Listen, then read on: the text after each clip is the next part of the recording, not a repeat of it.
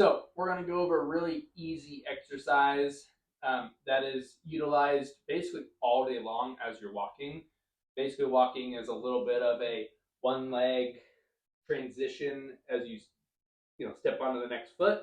But we're really going to emphasize that little bit of knee bend and hip flexion throughout that motion on that one leg stance to increase your balance and increase your leg strength and endurance, really through a smaller range of motion. You might have seen the other exercise that we did, a one leg squat down to a chair.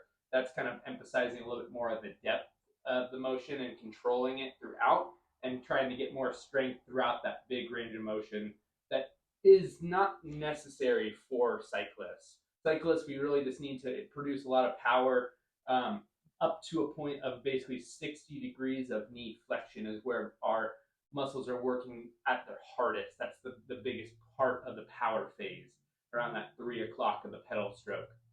So if we're trying to recreate that a little bit, one leg standing, the other foot can either be out in front or behind. It doesn't matter too much. But if we go out in front and then you just simply bend that knee and then bend your hip simultaneously, I like to counterbalance with my hands a little bit, going down to that point where you're getting roughly 60 degrees of knee bend. For most people, that's going to be their heel of the opposite foot reaching about an extra foot and a half away from them. So if you kind of give yourself a little bit of a target to reach your heel to, that can be a good way to kind of get that depth that you need. If you're doing it the opposite way where your foot is behind you, it's a little bit harder to really know because you don't know where that foot is going, but you can also kind of have something to basically tap that toe down, getting roughly that 60-degree knee bend. Ideally, that toe is just tapping and it's not giving you a lot of that balance feedback because that little bit can do a lot. So really just trying to get it back there, tap it, lost my balance, to get it back there, tap that toe, come back up.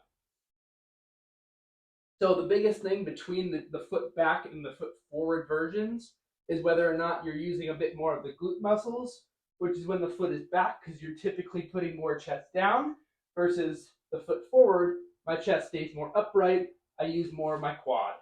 No big reason, I guess, to do one versus the other. The biggest thing could be just giving yourself a little bit of that variation and practice in both ways. So either way, give it a shot. Great exercise all around.